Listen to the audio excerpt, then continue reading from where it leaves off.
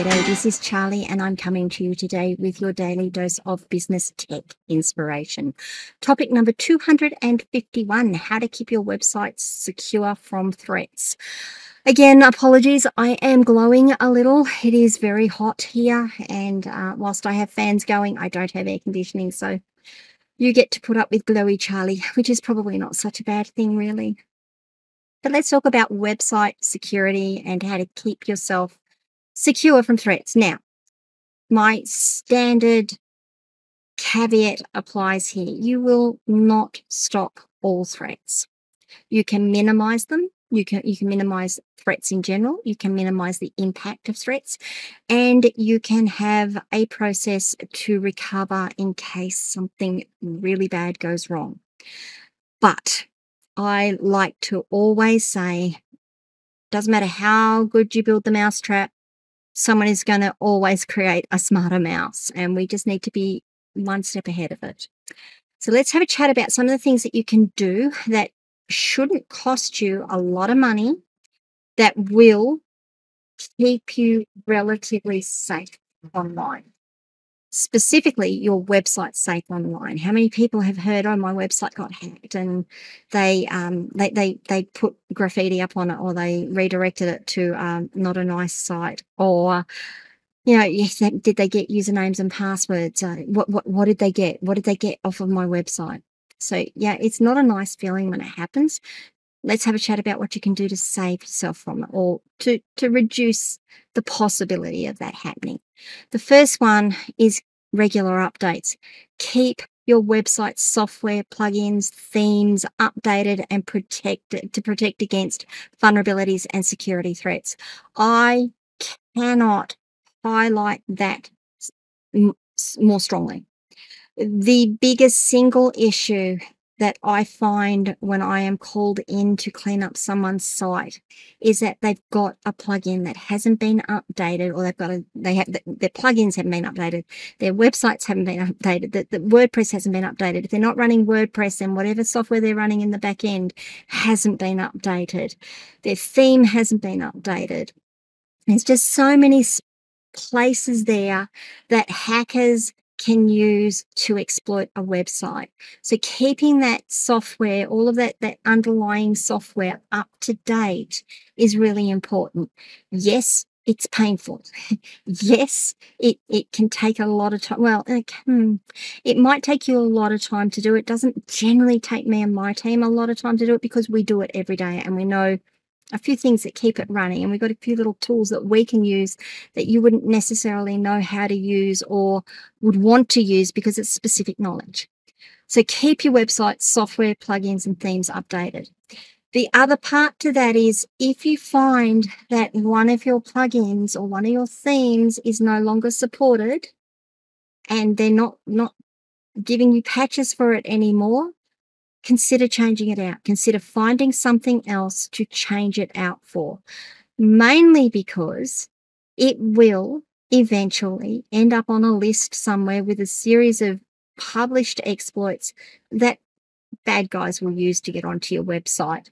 That, or the other part of it is that it will eventually stop working with the software that you've got, and then you're going to have to find it in a hurry anyway. So once you find that it's gone out of support, please replace it. Find something else to replace it. Passwords is the other one. Use strong passwords. I really hate saying that. Passwords are one of those things. If I can't remember my password, I don't know how many times I changed my password and gone, what did I just change it to? Damn, now I've got to change it again, because I can't remember what I changed it to. But use strong passwords. Make sure you've got mixtures of capital letters, lowercase letters, numbers, and symbols. The symbols are, the shift keys along the numeral keys. Have a mix of them. I prefer a minimum of 10. I know that some places want more. Some places don't want you to have duplicate letters together, like your double O's or double E's or double A's. They don't want you to have duplicates in there because they're easy to repeat, because one less character for them to guess, I guess. So have strong passwords and don't share that password. And if you have trouble remembering passwords, use a password manager. I use Zoho Vault. I also recommend, or I also use, and I do recommend Zoho Vault and RoboForm. Both are exceptionally good, and yeah, they've saved me a lot trying to remember all my passwords. The other thing that you should be looking at is multi-factor authentication for extra security.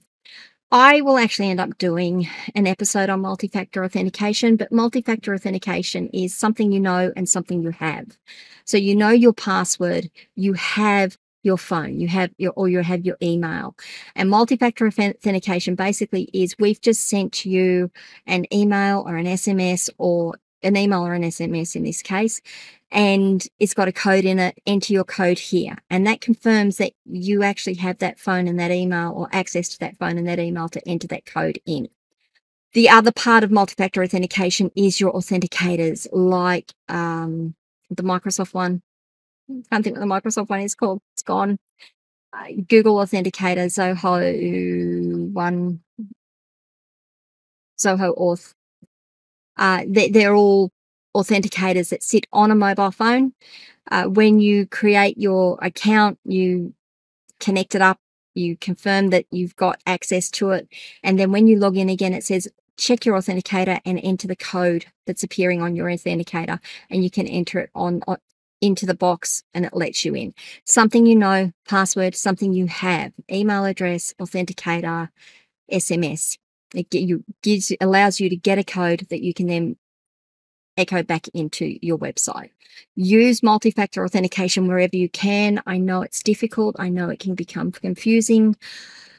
It will save you more often than not.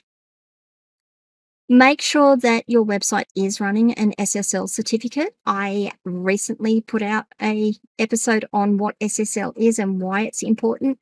Make sure your website is running an SSL certificate. If it isn't, talk to at least your hosting provider. They will probably send you back to your developer. But have a chat to someone about getting an SSL certificate on your website if you don't already have it. Make sure you're using firewalls and security plugins. I use because I do a lot of WordPress work, I use WPMU Dev's Defender Pro.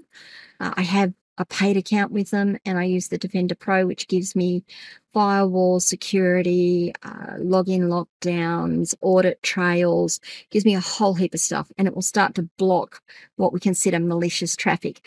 Also, on my servers, if you come to me as a hosting provider, I run a series of security protocols on the actual servers that will block people from accessing the server if they have multiple attempts on a website to log into a website and fail. Sometimes it catches legitimate people. 9 times out of 10, it catches the ones that are just trying anything to get into a website. Make sure that you know who the users are on your site, and make sure that they have appropriate permissions. Again, I don't know how many sites I've taken over and said, I need an admin login. So they've given me an admin login. I've logged in, and there's 7 or 8 other admins on the site. And I'll go back and say, okay, so my first job here is to say, these are all the admins on the site. Are they still needed? Oh no, we haven't had them for ages, or that person's left, or that person's gone, but they've still got to log in on the website. Do they still have the access to their email? I don't know. Do they still have that password? I don't know. I have to assume that they do have access to the website, though, as an admin. So the first thing I do is go through and remove all of the old admins. If you have a VA helping you out, if you have a tech support person like myself or my team helping you out, and we part ways, or our relationship finishes and we're not going to work with each other anymore, go into your website, remove our access. Make sure, remove your VA's access if she moves on. Make sure you know who is on your site, who has access to your site, and what permissions they have on your website. Really important.